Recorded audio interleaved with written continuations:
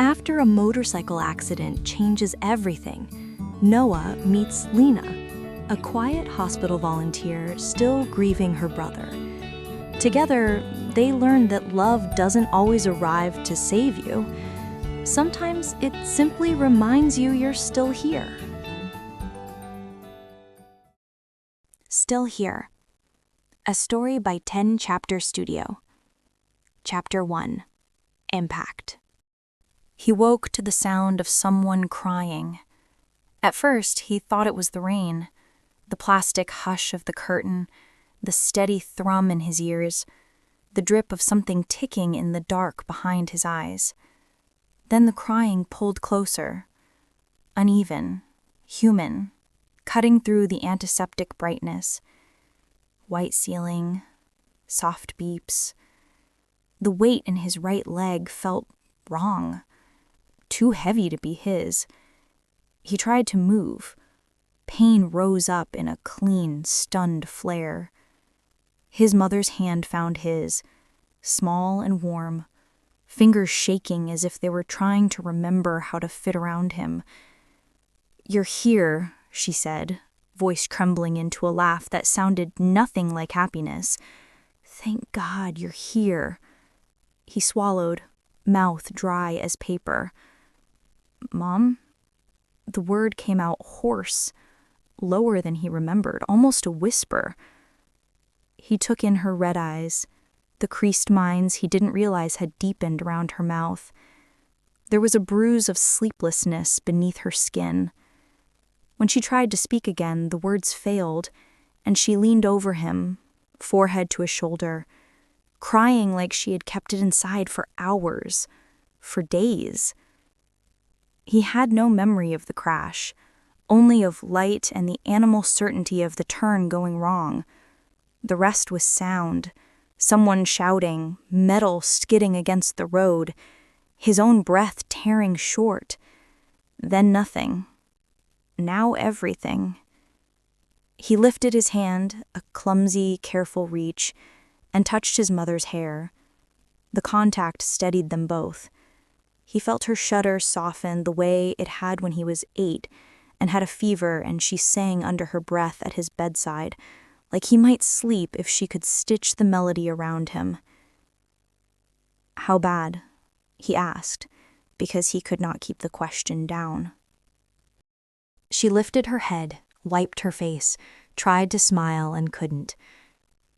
"You're going to heal," she said. "You scared us. But you're here." Her thumb traced the unshaven edge of his cheek in a mother's inventory, alive, warm, responsive. "They put a rod in your tibia. The doctors say it went well." A breath. "No head injury. Lucky. So lucky." Her voice broke again on the word, lucky. When she finally sat, her hand stayed on his arm, a tether. Nurses came and went, each with the efficient softness of people who lived inside emergencies. A doctor asked questions Noah could answer. The room shifted from crisis to aftermath. He drifted on the edge of sleep, half listening to the hallway. A clatter of wheels, a quiet laugh, a child's voice negotiating with someone about a sticker. Later, his girlfriend arrived. He felt the change before he saw her. The way his mother's fingers squeezed his, then slipped away to give space. The curtain lifted and Cass stood there in a sweatshirt and mascara that made her eyes fierce and glossy. She was beautiful, in the way billboards are. Clean lines, a promise you could read at a distance. She stopped at the foot of the bed, as if there were a line she wasn't sure she should cross. "Oh my God," she said. And then again, "Oh my God." Her voice was light, trying to be brave, and landing somewhere careful. She looked at the bandages, at the steel on the X-ray clipped to a light box, at the IV. Her fingers pressed the strap of her bag so tight the leather groaned. "Hey," he said. The word wobbled. He tried to smile and felt how strange his face must look with tubes, tape, the lack of him in it. She approached, finally, and touched his wrist with the tips of 2 fingers. It was barely contact, a hover disguised as tenderness. He felt the distance in it, her fear of pressing, of breaking something. He wanted to say, "It's me, I'm still me," but the effort to hold her gaze made his throat tighten. "Are you in pain? Do you need... Should I get someone?" She looked over her shoulder for a nurse, as if love could be delegated inside fluorescent light. "I'm okay," he said, and it was almost true. Her eyes filled, but she didn't let tears fall. "I was at the gym," she murmured, voice dropping as if privacy could be manufactured inside fluorescent light. "My phone was in the locker. When I came out, there were like 4 messages. Your mom, your dad, your friend, Peter." She swallowed. "I'm here now." He nodded. The gesture made sleep swim through him. "Thanks." She tried for a joke. "So no more night rides?" And he watched it fail on both their faces. Her thumb brushed his wrist again. It was contact, but it was also a test. Can I do this? Can I stand here and stand this? He realized with a slow regret that felt older than the crash that Cass liked momentum, likes you when you're winning energy. Hospitals are all pause. His mother came back with coffee, and Cass stepped away. The room filled with the mild scent of paper cups and sugar. They spoke about small things. The small things sounded like lies. When Cass left, she kissed his temple, light, dry, careful, and promised to text. The quiet after she was gone was not empty. It was honest.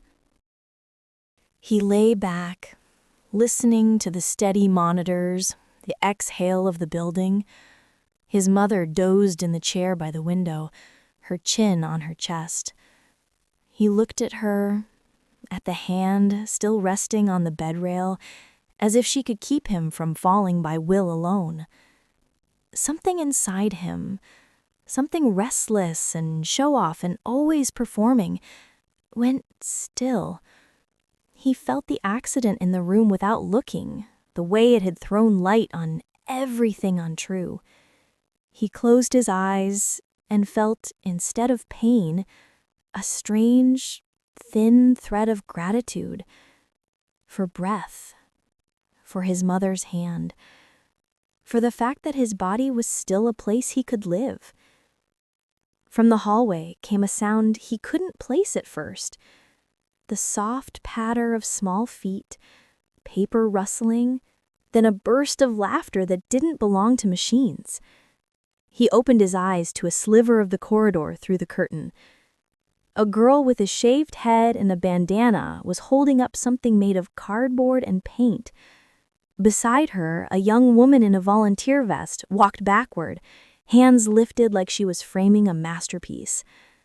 "Perfect," the woman said, her voice low and warm, the kind that makes you want to lean in. "I'm back on Saturday, okay?" The little girl nodded solemnly, then grinned. The woman's smile matched it. Not too big, just bright enough to light the corner of the hall. Her hands were freckled with paint. As they passed, the scent of washable tempera and lemon soap trailed after them. Noah didn't know why his chest tightened. Maybe it was the ordinary beauty of it, the patience in the woman's posture, the way she let the child feel proud. Maybe it was that the world had gone on without him, and somehow that felt like a promise instead of a threat. His pulse steadied. He closed his eyes and saw briefly a cardboard castle in a hall of light. "Still here," he whispered, to the ceiling, to the bandages, to whatever had kept him tethered. The monitor ticked on, as faithful as a metronome. End of Chapter 1. Chapter 2. Paint on Her Hands. The days blurred together at first. Painkillers, machines, too many polite questions. By the end of the first week, Noah finally felt clear enough to notice anything beyond the ache in his leg. The swelling had gone down, the wires and tubes had lessened, and the room had started to feel less like survival and more like waiting. He wasn't the same person he'd been before the crash. The accident had slowed everything: his thoughts, his confidence, the quick certainty that used to drive him. Now time came in pieces: pain, relief, silence, and the slow realization that the world kept moving whether he could or not.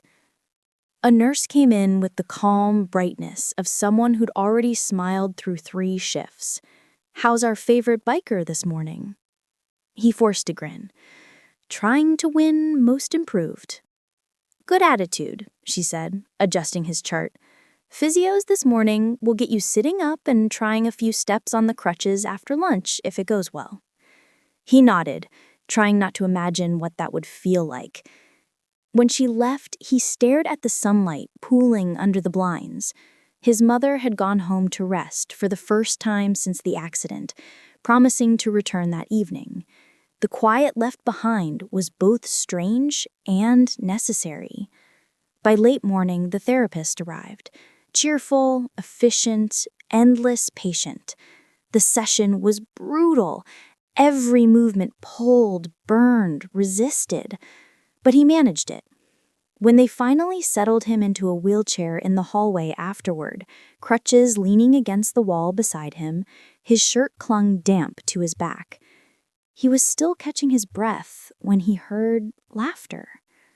Not the tired kind that echoed from nurses passing shifts, but a lighter sound, like someone forgetting they were in a hospital. He turned toward it instinctively. Down the corridor, near the children's wing, a young woman was helping a small group of kids and a nurse hang bright paper banners along the wall. There were paint trays on the floor, string lights half tangled in a cardboard box, and glitter dusting the air like pollen. It took a second to place her, the woman from that first night, the volunteer with the soft, low voice. She wasn't wearing the same vest now, just jeans and a faded sweatshirt smeared with color. Her hair was tied back loosely, wisps escaping as she crouched to help a child tape a corner straight. They were laughing about something, he couldn't hear what, but the warmth in her face pulled at something inside him. For a moment, Noah forgot the ache in his leg. He just watched. Then, as she stood to adjust a banner, her eyes flicked toward him. He froze, caught. She smiled, not startled or embarrassed, just a simple, open acknowledgement. "Morning," she called softly, as if aware that volume didn't belong in this place. He cleared his throat, straightening in his chair. "Hey." His voice came out rougher than he meant. He gestured toward the children. "They seem excited." Her mouth curved slightly. "They always are when we get to decorate. They like being the ones to make things look better." He nodded, watching a boy wrap himself in streamers. "Can't blame them." She laughed quietly. The sound made something in his chest shift. Small, but real. As she came closer to grab more paper from a nearby cart, he found himself noticing details. The streak of blue on her wrist, the faint green smudge along her jaw. She looked alive in a way that made him feel suddenly acutely aware of his own state. Sweaty, pale, bandaged. Even Cass, his girlfriend, had flinched a little when she saw him. He felt the urge to apologize for how he looked, though she didn't see him that way at all. He asked, trying to sound casual, "Big project?" She said, "Just our weekend art program. I help out twice a week, usually Wednesdays and Saturdays. It keeps the kids from driving the nurses crazy." "Smart system." She smiled again.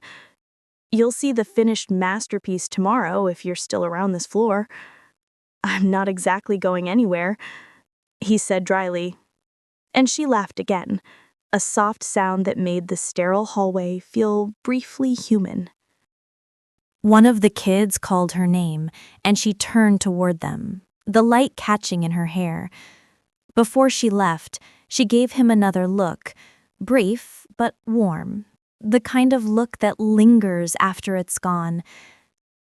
He watched her kneel beside the children again, patient, focused, completely unself-conscious.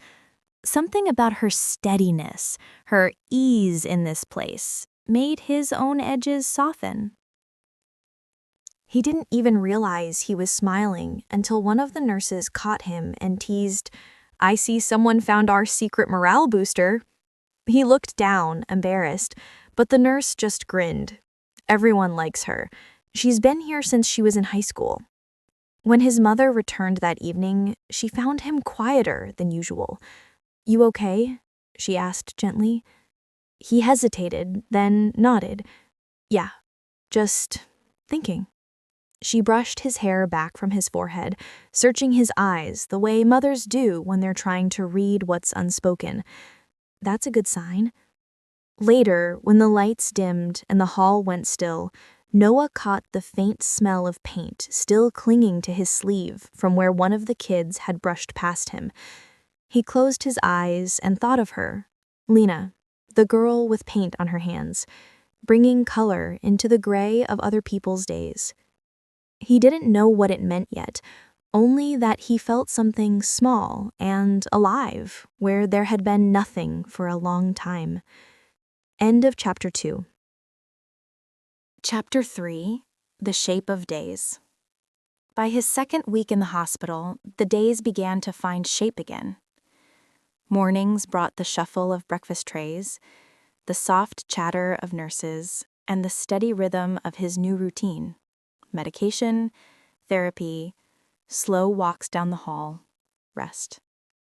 He still hated how fragile it all felt, but there was something grounding about the repetition. He could measure progress in inches now, not miles. Lena's visits became part of that rhythm.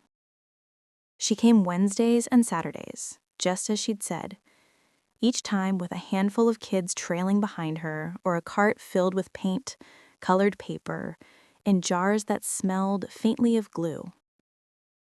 Sometimes they waved through the open door as they passed. Other times she'd stop for a minute to ask how his physio was going or make some quiet joke about the hospital food. Those small moments were the ones that stuck. He'd catch himself waiting for them, listening for her voice in the hall, for the sound of her sneakers on tile. That Wednesday, he was sitting near the nurse's station sketching on a scrap of paper. His physical therapist had suggested keeping his hands busy, so he borrowed a pencil from the supply closet. The sketch wasn't much, mostly lines and movement, but it felt good to see something take shape under his hand again. "You draw?" He looked up, startled. Lena was standing across from him, holding a bundle of paintbrushes and a folder tucked under her arm. Her hair was slightly damp, probably from the cold outside, and her cheeks were pink. "I'm trying to," he said, setting the pencil down. "It's supposed to be rehab for my leg, but don't ask how that makes sense." She smiled, eyes flicking to the sketch. "You're good." He shrugged, suddenly self-conscious. "Used to draw all the time. Haven't in years. Maybe it's time to start again." Her tone was casual, but the way she said it, soft, certain, lodged somewhere deep. He leaned back in the chair, studying her. "You sound like you've said that before." She hesitated, then lowered her voice. "When my brother died, I stopped painting for almost a year. I didn't want to feel anything that could make me remember. He looked at her carefully, sensing how much it cost to say that.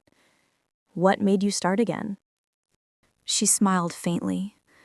A little girl with a bald head and too much glitter. She wanted to paint a picture for her mom. I was supposed to help. I ended up crying on the floor with her instead. After that, I just kept showing up. The honesty in her words made something inside him ease. She wasn't trying to be profound. She was just telling the truth. He nodded slowly. Guess we're both figuring out how to start again. She met his eyes and held them for a long moment. Looks that way. That afternoon, she invited him to visit the children's art room. Supervised, of course, she teased. And he went, mostly out of curiosity. The walls were covered in paintings, all the colors of joy and chaos, suns and hearts and dragons. The air smelled of paper and soap, with faint traces of sugar from some earlier treat. Watching Lena work was different up close. She moved easily among the children, patient but unflinching when they spilled paint or lost focus. Her laughter wasn't loud, but constant, woven into everything she did. When one of the kids asked Noah to draw a race car, he hesitated, then began sketching. Soon 2 more crowded beside him, asking for dragons and castles. Leanna caught his eye from across the table, smiling like she knew exactly what he was thinking. I didn't realize how much I missed this. When the session ended, she came over to help him back into his chair. Her hand brushed his shoulder, light but steady. You fit in here, she said quietly. He looked up at her, heart thudding too fast. Is that supposed to be a compliment? It's supposed to be true. That night, he couldn't stop thinking about her. How she'd laughed with the children, how she'd looked at him without flinching. Even Cass, in all their years together, had never made him feel that seen. He lay awake for a long time, the smell of paint still clinging faintly to his sleeve, wondering how someone he barely knew could feel so close. End of Chapter 3. Chapter 4. The Space Between. By the start of his 3rd week in the hospital, Noah could make it halfway down the corridor without stopping. The progress felt slow, but visible. His body relearning trust, his balance returning in shaky fragments. Saturdays were always louder here. The children's ward hummed with music and chatter, and for once, no one seemed to mind. The hallway that had once felt sterile now bloomed with color. Paper flowers hung from strings, and a painted skyline stretched along one wall, a chaotic mix of skyscrapers, suns, and hearts. He knew whose idea it was. Lena was kneeling beside one of the younger boys, helping him glue patches of blue paper into the painted sky. She wore an oversized t-shirt spattered with dried paint, her hair pulled into a messy twist, a pencil stuck through it like an anchor.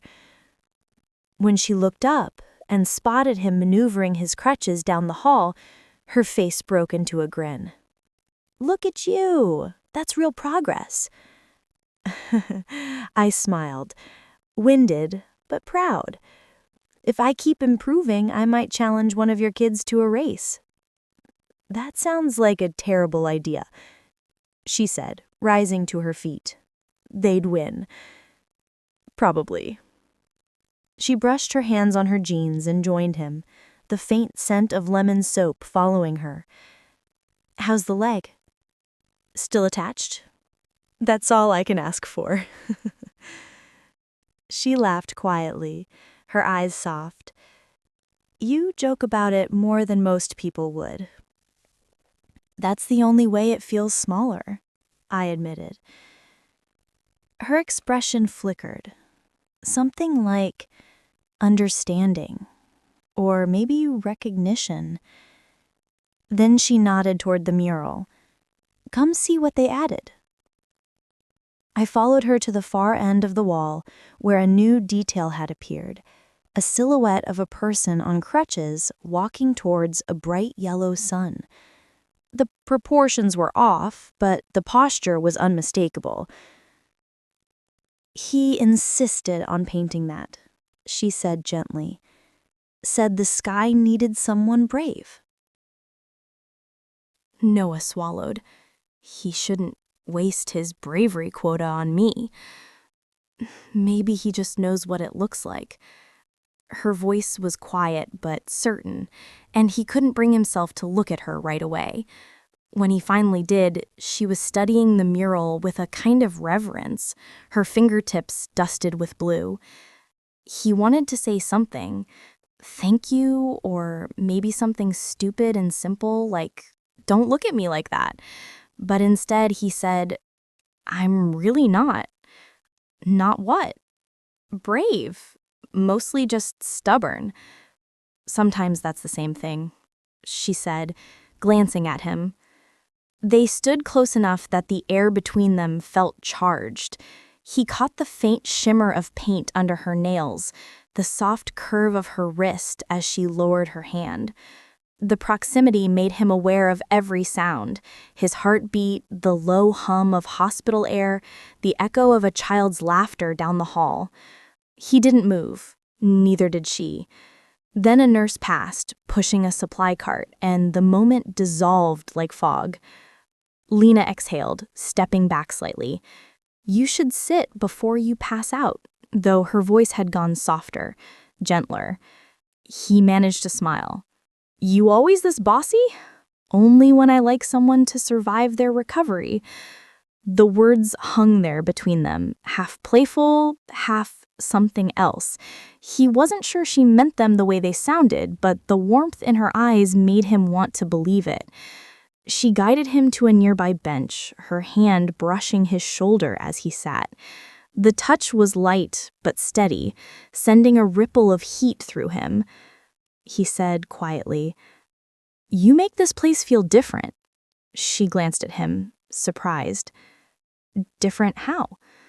"Like it's not all about what's broken." Her expression softened, then turned inward. "My brother used to say, hospitals are where time goes to hide." I think he was right. People stop living for a while, just wait. I didn't want to be one of them anymore.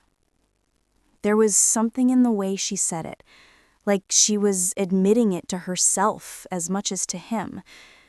Without thinking, Noah reached out and brushed his thumb lightly against a smudge of paint near her wrist. "Guess that's your way of fighting it," he murmured. She froze for a moment, not in discomfort, but in surprise. Then, softly, "And yours?" He looked at her hand, then her eyes. Maybe remembering what it feels like to want something again. The air between them stilled, stretched, almost electric. Her breath caught. She didn't pull away, but after a second she did glance down, breaking the spell with the quiet laugh. "Your trouble," she said, though her voice shook slightly. "Occupational hazard," he said, smiling faintly. When she left to clean up, the hallway felt colder. That night, he lay awake long after the lights dimmed, replaying her laugh, the look in her eyes, the way her pulse had jumped under his touch. It hadn't been long, just a brush of skin, but it was enough to remind him he wasn't numb anymore. The thought should have scared him. Instead, it felt like breathing again after holding it for too long. End of Chapter 4. Chapter 5. What Remains Unsaid. By his third week, the hospital began to feel like a halfway world, somewhere between recovery and return. Every day brought small improvements, fewer painkillers, longer walks, steadier hands. He could almost believe in the word healing now, though it still felt too big to claim. He hadn't seen Lena since Saturday, but her presence lingered like color after a flash of light. He'd catch himself looking toward the hallway at certain hours, listening for her laugh, the soft scrape of chairs being moved in the art room. Instead, on Wednesday afternoon, Cass appeared. He didn't recognize her at first, not because she looked different, but because the moment she stepped into the room, the air shifted. She smelled like the world outside, perfume, winter wind, coffee, but carried a tension that filled the space. "Hey," she said, hesitating in the doorway. "You look better." He gave a small smile. "I feel better." She crossed the room, her heels clicking against the floor, and set her purse down on the chair. Her movements were careful, measured, as if the room might break if she touched it wrong. For a moment, neither spoke. He gestured toward the empty chair beside him. "Sit." She nodded and did, tucking her hair behind her ear. Her gaze moved over him like she was checking inventory. Bandages, brace, face, all accounted for. She finally said, "I didn't know if I should come. You weren't really texting much." He looked down at his hands. "Sorry. I wasn't great company." "It's okay." Her tone was kind, but distant, the kind of kindness that doesn't reach the eyes. "I just didn't want to say the wrong thing." He wanted to tell her she couldn't, that just being here mattered, but the words caught somewhere between his throat and his chest. Instead, she asked about his leg, his plans after discharge, whether his mom was managing okay. He answered, grateful for something safe to say. The conversation was polite, almost professional, like two people reading a script they no longer believed in. When she finally reached for his hand, her fingers hovered first, then rested lightly, uncertain. Her touch didn't hurt, but it didn't feel like comfort either. He studied their joined hands. Her nails were immaculate, a soft blush pink, the kind of detail that used to make him smile. Now it just reminded him how cleanly she lived around things that frightened her. He remembered how she'd flinched the first time she saw him after the crash, how her eyes darted to the metal brace before she caught herself. He told himself not to hold it against her, but now, seeing her here, perfectly composed, he wondered if part of her had never come back after that moment. "How's work?" he asked, trying to fill the silence. She looked relieved to have a familiar topic. "Busy. My boss keeps hinting about a promotion. It's good." He nodded, though he couldn't summon real interest. The divide between their lives felt enormous now, his days built from breath and effort, hers from schedules and small victories that once felt shared. After a while, she glanced at her watch. "I should go. Traffic will be bad." He nodded again. "Thanks for coming." She hesitated, then leaned in and kissed his cheek, soft, perfunctory. "You'll call when you're home?" "Yeah," he said. Her eyes searched his face for a second, as if she wanted to say something. Maybe I missed you. Maybe I don't know how to do this. But she didn't. She smiled instead, the practiced one, and left. The door clicked shut, leaving a faint echo. Later, Noah wheeled himself to the window. Snow had started to fall. Thin, quiet flakes against the dark. The city below looked peaceful in a way that didn't feel real. He thought about Cass's perfume, her careful words, her small kiss.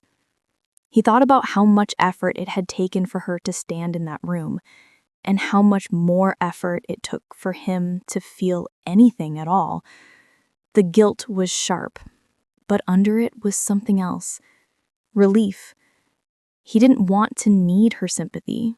He didn't want to go back to pretending that was enough. That weekend, when Lena arrived, the air felt different again, like someone had opened a window after days of stale heat. She found him near the mural, sketchbook in his lap, pencil hovering above the page. "Hey, artist," she said softly. "You disappeared." He looked up, smiling faintly. Physio, doctors, parental visits. Busy schedule. "Sounds terrible," she said, mock serious. Then her tone gentled. "You okay?" He hesitated. Cass came by. Lena nodded slowly, reading more in his expression than he said. "How was that?" He gave a short laugh. Quiet, polite, like we were both afraid to move too fast in case something broke. She studied him for a moment, her voice low. "Some things break quietly." He looked at her, surprised. She didn't look away. He didn't realize until then how much he'd needed someone to say it. Without pity, without performance, just truth. They sat together for a while, watching the children's artwork flutter gently from the air vents. When her hand brushed his on the armrest, neither of them moved. There were no declarations, no promises, just two people sitting close enough to know they'd both been seen. End of Chapter 5. Chapter 6. Almost Home. By the start of his 4th week, the word discharge began to circle the conversations like a shadow he wasn't ready to name. The doctor spoke about next steps, outpatient therapy, follow-up appointments, a slow return to normal life. Normal. The word felt strange, like trying on clothes that no longer fit. He should have been excited. Instead, the idea of leaving left a tightness in his chest he couldn't quite explain.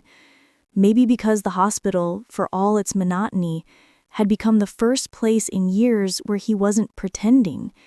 And maybe because it meant leaving her. Lena didn't know he'd be discharged soon. He wasn't sure how to tell her. Each time she passed through the corridor with her art supplies, something in him resisted interrupting the rhythm they'd built. Those brief, unspoken moments stitched into the sameness of the days. It was Wednesday when she found him outside for the first time. He'd managed to convince the nurse to let him sit in the small courtyard, bundled in his coat, the late February air sharp with cold. The courtyard was quiet, except for the hum of the heater vents and a lone sparrow hopping across the frozen ground.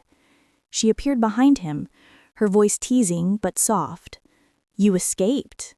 He turned, smiling. "Technically, I was released under supervision." "Ah, parole with privileges."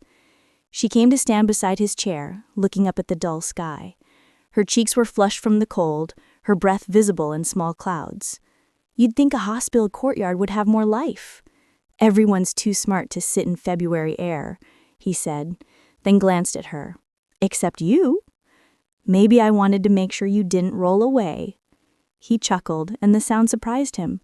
It had been a long time since laughter didn't ache. She sat on the low stone ledge beside him, wrapping her hands around a paper cup. "Hot chocolate, bribery for frostbite." She passed it to him. He took it, fingers brushing hers briefly. "You always come prepared." "I learned from my brother. He hated being stuck inside. We used to sneak to the hospital courtyard at night and look for stars through the city lights." Noah looked at her, her profile outlined by pale daylight. "You must miss him." She nodded, eyes fixed on the sky. "Every day. But not the way I used to. Missing him isn't the same as being trapped by him anymore." Her words hung between them, clear and fragile. He swallowed, then said quietly, "You helped me realize something like that too." She turned to him, surprised. "I did?" "Yeah, that maybe I wasn't really living before, just running. I spent so much time trying to meet everyone's expectations, I forgot how to figure out what I actually wanted." Her voice softened. "And now?" He hesitated, the words catching somewhere deeper than speech. "Now, I want something that feels real." The air between them tightened, not with awkwardness, but with the slow awareness of how close they were. The scent of her cocoa, the faint sound of her breath, the warmth radiating from where her shoulder nearly brushed his. He wasn't sure who moved first, but for a moment her hand rested lightly on his knee, steadying him, grounding him. His pulse leapt. Her eyes flicked to his, and he saw the same conflict there, comfort and fear, wanting and restraint. She pulled her hand back gently. "You're getting discharged soon." It wasn't a question. He exhaled. "They said maybe Monday." Her lips parted slightly, but she just nodded. "That's good news." "It should be," he said, half smiling. "You don't sound convinced." He looked down at the hot chocolate cooling in his hands. "I guess I don't know what I'm supposed to go back to." "You'll figure it out. You've already started." "And what about you? What happens when you stop showing up here every week?" Lena's eyes softened. "Maybe I'll finally stop pretending I come for the kids." The words were quiet, almost lost to the wind, but he heard them. He didn't know what to say, so he didn't. They sat in silence, the cold biting at their hands, the world shrinking to breath and closeness. When a nurse finally called him back inside, she stood and smiled down at him, though something in her expression trembled. "Guess I'll see you before you go," she said. "I hope so," he replied. He watched her walk back toward the building, the gray light catching in her hair. The door closed behind her with a soft hiss, and he realized his chest hurt, not from the cold, but from the thought that soon she'd only exist in this place he was supposed to leave behind. That night, he lay awake listening to the muted sounds of the ward, the rustle of sheets, a monitor beeping 2 doors down. He thought about her words, about how neither of them had meant to find each other here, in a place built for endings and repairs. And he wondered if maybe some connections aren't meant to fix you.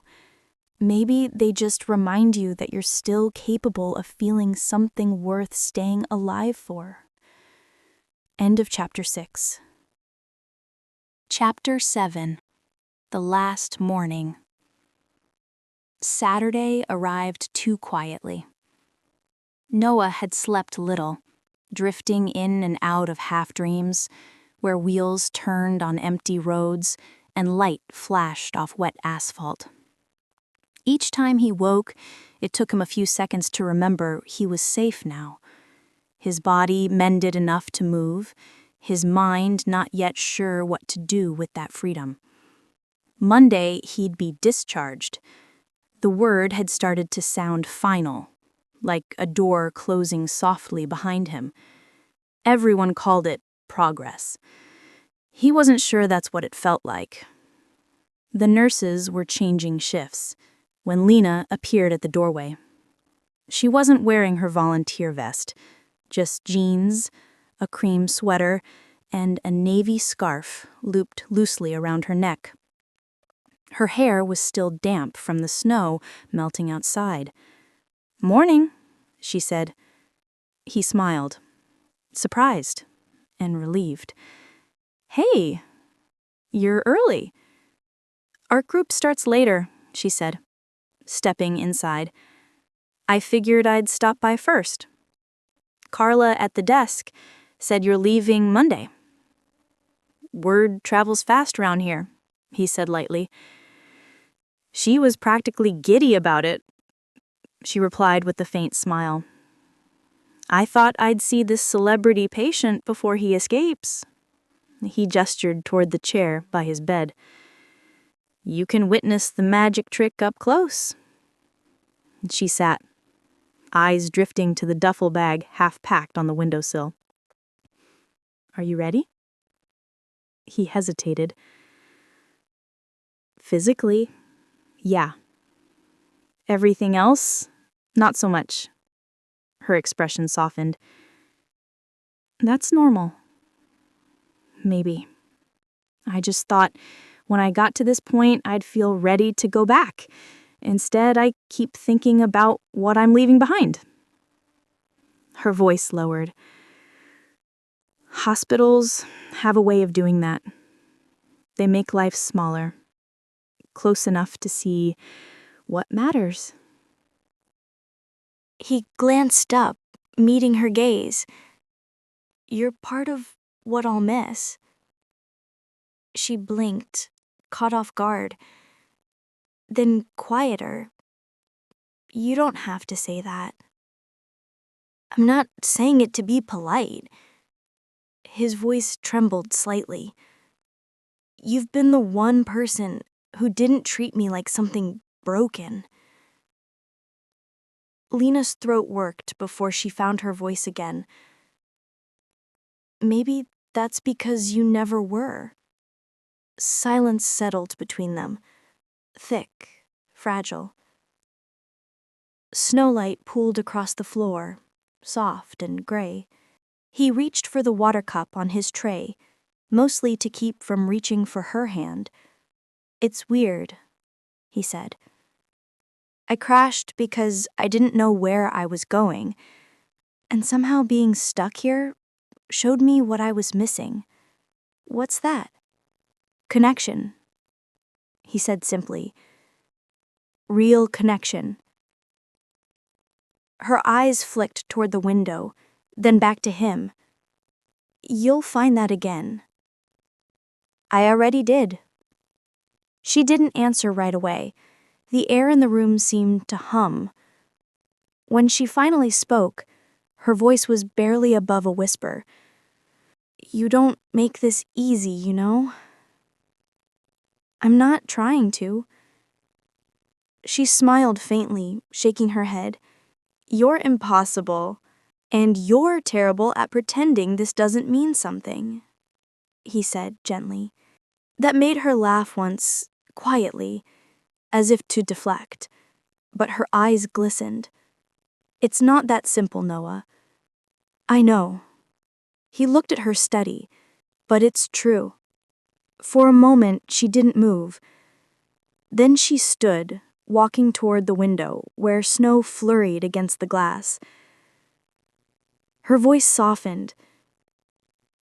You'll go back to your life, and I'll still be here. That's how this place works. People pass through. Maybe. But not all of them stay with you. She turned then, and their eyes met across the room. She walked back to his bedside, slowly, as if measuring each step. When she stopped beside him, he could smell the faint trace of her shampoo, something clean and simple. Lena, he said, his voice almost a whisper. She reached out, fingertips brushing the side of his face, light as breath. You've got this, she said softly. Her touch lingered longer than it needed to. Then she leaned forward and pressed a kiss against his temple. Not romantic, not quite, but full of something that made his chest ache. When she pulled back, her voice trembled. Don't disappear. I won't, he said. But when she left for the children's ward a few minutes later, the room felt smaller than it had in weeks. That evening, the hospital was quieter than usual. Snow drifted past the window, melting on contact with the glass. Noah sat watching it, a half-finished sketchbook open in his lap. He'd drawn her hand without realizing it. The faint curve of her fingers, the trace of a pencil smudge on her skin. He traced the lines once, gently, then closed the book. He didn't know what tomorrow would look like, only that the one person who'd helped him feel alive again wouldn't be there when he woke. And that terrified him more than any road ever had. End of chapter 7. Chapter 8. The Space He Left. The room felt different without him. It wasn't just empty.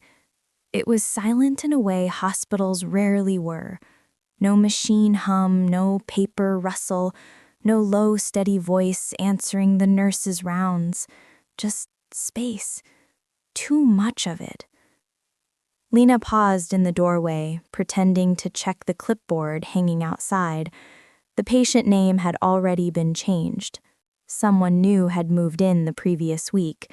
Someone's whose story she didn't know yet, whose pain hadn't rearranged her quiet routines. She hated how easily the hospital forgot. Beds stripped, names swapped, memories replaced by fresh wounds and antiseptic air. Her volunteer shift was halfway over. The children's art group had been smaller today. 2 regulars discharged, 1 homesick. She'd tried to make it cheerful anyway, building paper windmills and messy finger paintings, but her mind kept wandering. To him. It had been 3 weeks since Noah left. I still remember that Monday morning with painful clarity. She wasn't scheduled to be there. It was her day off, but she'd woken early anyway, restless, uneasy. She'd told herself she only wanted to drop off new art supplies for the kids.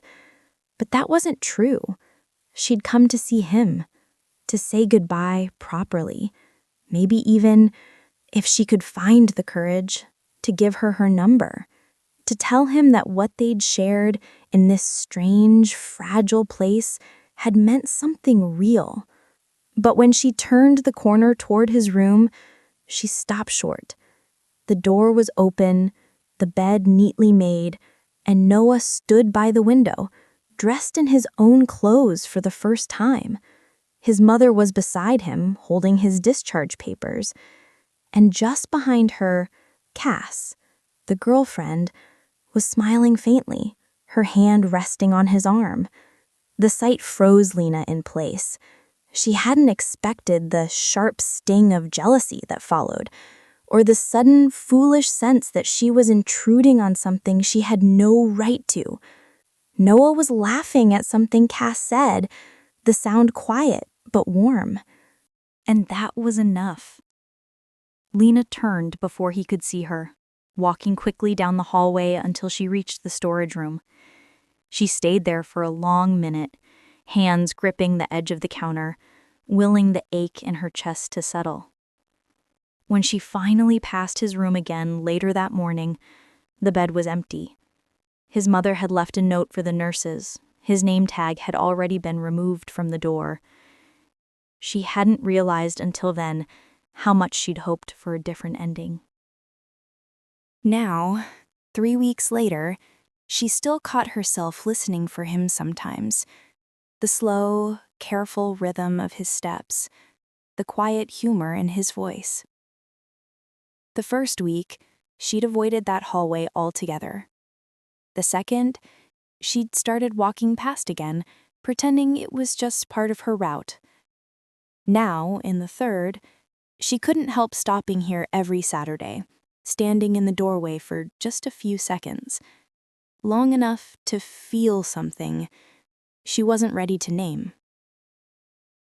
She used to do the same thing after her brother died. For months, she'd walked past his old hospital room, telling herself it was just habit. Sometimes the new patients were children too, smaller, frailer, their parents keeping watch like sentinels at the bedside. She would smile at them, offer paper or crayons, and feel the sharp twist of memory under her ribs. Grief had a way of disguising itself as routine. Now she saw how it did the same with hope. When her shift ended, she took the long route through the corridor that led past the patient lounge. The snow outside had melted into gray slush, streaking the windows with faint trails of light. She stopped at the mural. The mini skyline the children had painted, now faded around the edges. The figure with crutches was still there, the bright yellow sun still spilling light behind him. Someone had taped a new drawing over part of it, an uneven drawing by a small child in pink marker. Lena smiled faintly and reached up, pressing the corner flat again. A nurse passing by glanced over.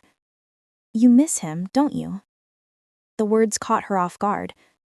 "Who?" The nurse smiled knowingly. "The young guy, the one who used to sit out here sketching." Lena hesitated. "He was different." "Good different." The nurse moved on.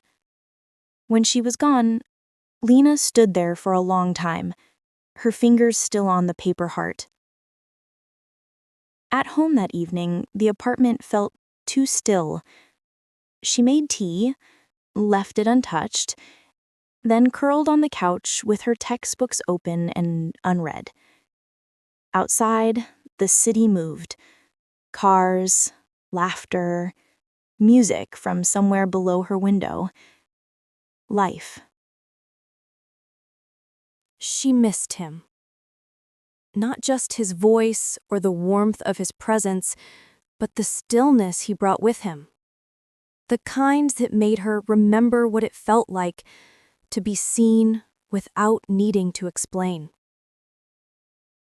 She told herself it was better this way. Patients came and went. That was how the world worked. She'd learned long ago that hospitals were never meant to hold on to people. Still, on Wednesday mornings, she caught herself looking up each time the elevator doors opened. And every Saturday, she stopped by that old room for just a moment longer than she meant to. End of Chapter 8. Chapter 9. The Roads We Choose. Home didn't feel like home. He'd moved back in with his parents the week after discharge, telling everyone it was for the best. He'd need help getting around, someone to drive him to therapy, a place without stairs. That was true, but not the whole truth. What he hadn't said was that he couldn't face going back to the apartment he'd shared with Cass. Even thinking about it felt wrong. The quiet mornings, the faint smell of her shampoo, the half-read books they'd promised to finish together, it all belonged to a life that no longer fit. His childhood room had been waiting exactly as he'd left it years ago. Faded band posters, a desk stacked with old sketchbooks, the window overlooking the same maple tree that used to scrape against the glass in storms. It felt strange being there again, too small, too safe. But maybe that was what he needed for a while. He told himself the move was temporary, part of recovery. Deep down, he knew it was also an excuse. The truth was, he'd already decided to leave Cass long before the crash. The accident just gave him the language for it. She deserved someone who wanted the same life she did, and he needed to stop living one that wasn't his. She visited once after he came home, bringing takeout and that careful smile she wore when she didn't know what to say. I could tell she was relieved he was okay, but also relieved she didn't have to take care of him. They sat through dinner pretending this was still normal. A week later, she stopped by again. "You seem different." "I am. I don't think I know how to fit into this version of you." He smiled faintly. "Maybe you're not supposed to." There was no anger, no argument, just quiet recognition. They both knew it was over. When she left, he watched her car pull away and felt nothing but calm. Sadness, yes, but clean, For the first time in a long while, there was room for air. Days settled into small routines. Therapy, stretches, slow walks around the block. He wasn't back at work yet. The architecture firm had given him time, but he already knew he wouldn't stay. He wanted something less about deadlines and more about meaning, though he didn't yet know what that was. Sometimes, when the house went still at night, he'd find himself sketching again. Faces, streets, fragments of memory. Inevitably, every line drifted back to her. 3 weeks had passed since he'd left the hospital, and the silence between them had grown unbearable. He told himself she was fine, that she'd moved on with her routines, but he couldn't let it go. He kept hearing her voice, "Don't disappear." He wasn't sure when he decided to go back. He just knew he couldn't stay away any longer. He parked in the visitor lot and walked slowly through the automatic doors. The familiar corridor stretched ahead, the same hum of vents, the faint paint smell, the mural along the wall. The paper sun still glowed faintly above the painted skyline. Someone had taped a new drawing to the corner, an uneven pink heart. He smiled. She was still here. For a long moment, he stood there, remembering her voice, the steadiness in her eyes, the way she had believed in him before he could. The air felt different now, less heavy, more certain. He didn't look for her, not today. But as he turned back toward the exit, he knew exactly what he would do. He'd come back on Saturday, wait for her outside after her shift, and finally say what he should have said weeks ago. He wasn't disappearing this time. End of Chapter 9. Chapter 10. Still Here. Saturday came gray and cold, the kind of day that could almost pass for spring if you didn't look too closely. Noah arrived early. He parked a block from the hospital and walked the last stretch on foot, his breath misting in the air. The building rose ahead, familiar yet distant, its glass doors catching the dull light. For a moment, he just stood there, hands in his pockets, wondering if she still thought of him. Then he remembered her voice, steady, certain. "Don't disappear." He didn't. The automatic doors hissed open as Lena stepped outside, the end of her shift trailing behind her and laughter and tired voices. The air was sharp with the scent of melting snow. She pulled her scarf closer and almost missed him standing near the courtyard wall. Her steps slowed. He looked the same and not at all. Thinner, maybe, but steadier. His posture sure. When he smiled, the rest of the world went quiet. "You're supposed to be home," she said softly. "I was, but home didn't mean much until I came back here first." She exhaled a shaky breath. "You shouldn't be standing in the cold." "I was afraid if I waited for warm weather, you'd think I'd changed my mind." That drew a small laugh, fragile but real. They fell into step together, walking without direction, the street glistening from afternoon rain. "I came to see you," she said after a while. "The morning you left." He turned to her. "You did?" She nodded. "It wasn't my shift, I just wanted to say goodbye, maybe give you my number. But when I got there, you were already dressed and your mom was with you. And," her voice wavered, "she was there too, the girlfriend." Noah's jaw tightened. "You saw that?" "I did, and it felt like a sign I should let you go, so I left before you saw me." He was quiet for a moment, eyes on the wet pavement. "I was going to leave you a note, but then she showed up and I realized I owed her the truth before I started something new. I couldn't give you less than that." Lena's eyes softened. "You did the right thing. Maybe. But the whole time I was ending one chapter, I couldn't stop thinking about the next." Her breath caught. "This one?" "Yeah, this one." They stopped walking. The city moved around them in a low hum, buses sighing to a stop, footsteps splashing through shallow puddles, the scent of rain and coffee drifting from a nearby cafe. Noah's heart hammered, not from nerves this time, but from something deeper, certainty. He reached for her hand, his fingers brushing hers, then curling slowly until their palms met. Her skin was cold from the air, but her grip was warm, steady. Neither of them spoke. They just stood there for a heartbeat that stretched and softened and became something new. Then his hand raised to her cheek, thumb tracing the faint chill there, and she leaned into his touch like she'd been waiting for it. The kiss came naturally, slow at first, cautious, then deepening as though the world had finally gone still enough to allow it. Her scarf brushed against his coat, his hand slid to the back of her neck, anchoring her gently. She smelled of soap and paint, of everything familiar and grounding. When they finally drew closer again, their foreheads met, breaths mingling in the cold.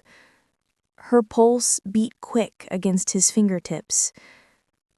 Neither of them wanted to move. Lena smiled first, the kind that reached her eyes. "You really came back." He brushed his thumb lightly over her jaw, voice low and certain. "Told you. I'm still here." They stood like that for a while, two people who had found each other in a place built on loss and somehow learned to keep choosing life anyway. End of chapter 10.